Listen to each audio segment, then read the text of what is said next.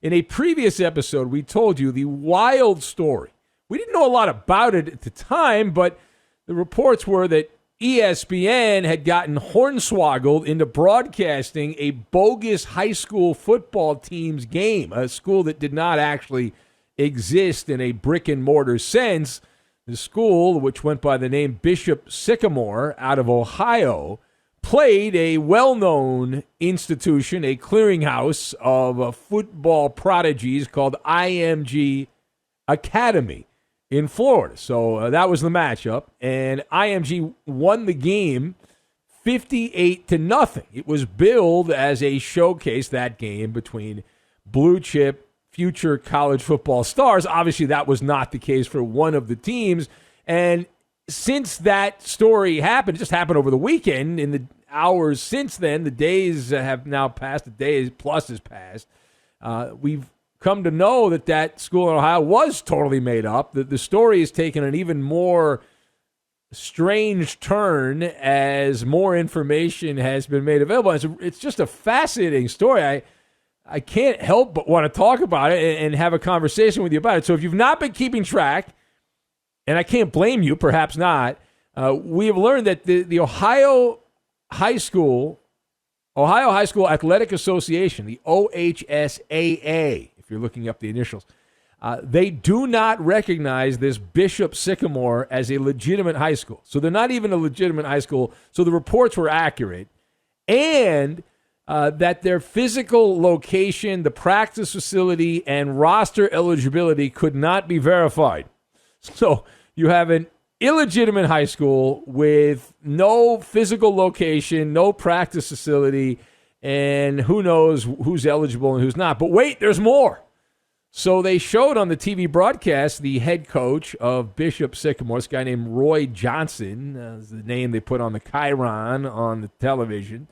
And now we have learned he allegedly has an active arrest warrant hanging over his head on fraud charges.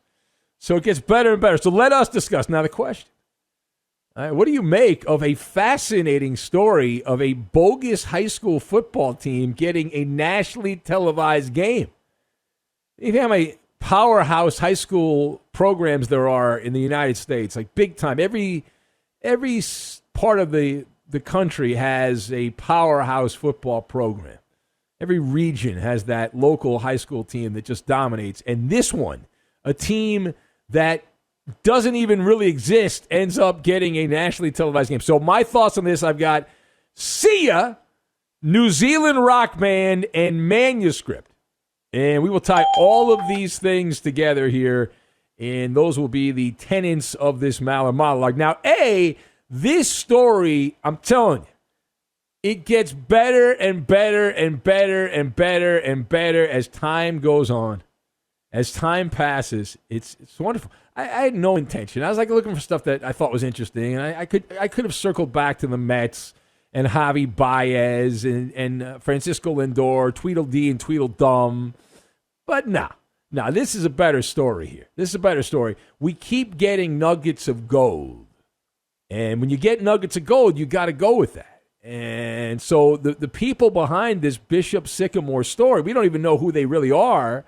But whoever they are, a tip of the cap, because you have pulled off one of the great scams in sports. And to think that this could happen in this day and age, what an accomplishment, right? We are talking about a symphony of fraud.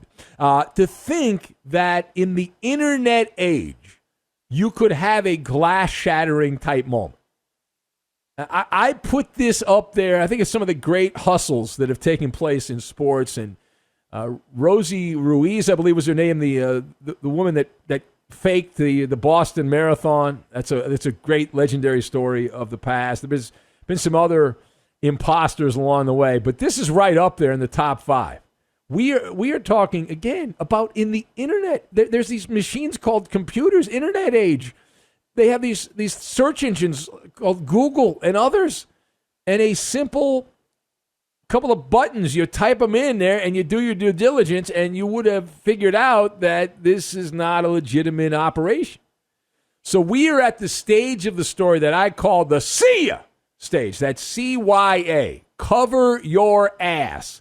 That's the part of the story we're at right now. So you've got ESPN executives who got bamboozled, and they are passing the buck, saying it's a third-party firm named Paragon Marketing Group.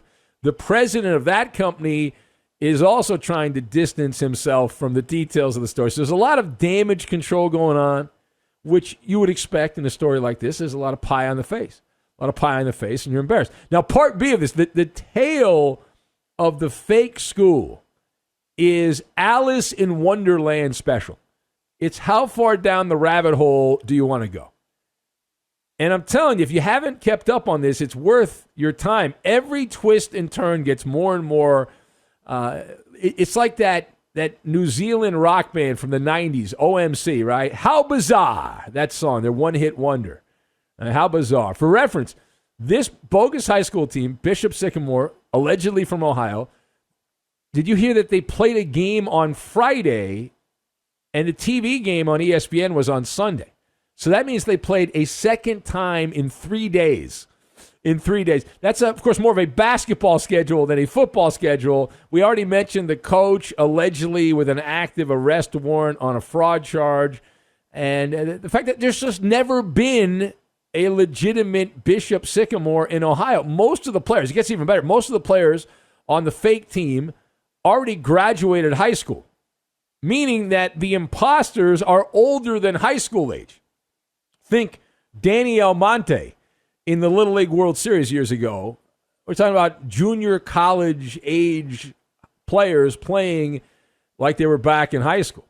All right, last word here. So this entire story is going to provide many hours of entertainment. Being a distant relative of Nostradamus and friend of Nostradamus, I will guarantee that we will see not one, but 2, 3, 4 documentaries. We're going to get a best-selling book out of this. It's got all of the ingredients, the spices for award-winning content. 2 games in 3 days again. Coach one step ahead of the law. On the run, made up school right out of thin air. Supposedly it's an online only charter school that has a website, from what I understand, that looks like a cheaply made blog that somebody just, with no knowledge of computers, just said, I can make a website. Let me just put this up. The team last season was 0-6. They convinced the executives at ESPN or somebody who was associated with that network to broadcast their game on national television, and they got blown out. And it's not like they were 0-6 and they were close, supposedly. Able to hoodwink the worldwide leader into a broadcast, and it's so great. It's so great. Now, looking back on it, you had the players on this imaginary team sharing helmets.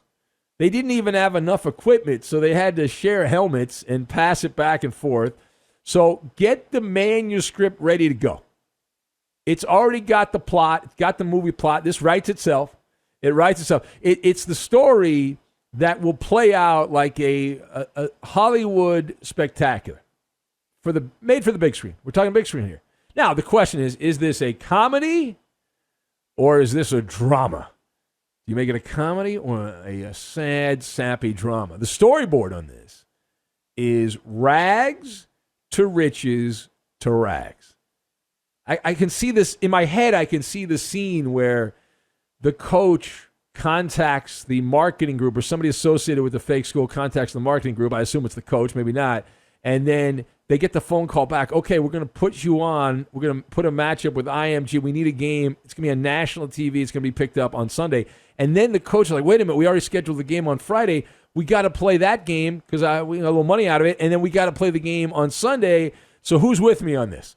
Knock on wood if you're with me, like that old John Gruden quote. Knock on wood if you're with me.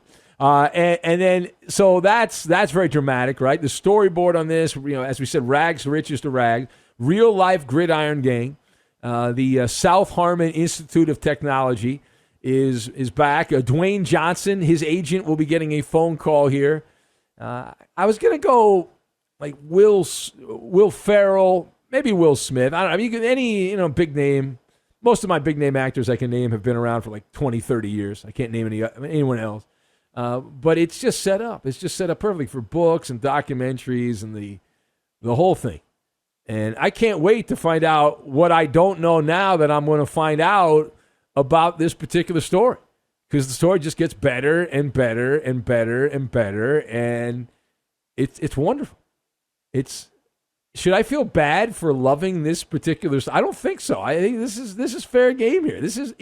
Again, it'd be one thing if this was the 1980s or the 1970s. We're talking about in the age of computers and smartphones, and everyone's connected to everyone else, and there's a paper trail, a digital paper trail of everyone. And I'm thinking also the broadcasters who did this game, typically these broadcasters go out of their way to get background information on players and tell stories about their mom and their dad and their uncle and their, the tug at the heartstrings type story. Did we get that? And did we not get that? And the broadcaster's like, wait a minute, I can't find anything on these people. Do they even exist? Wow.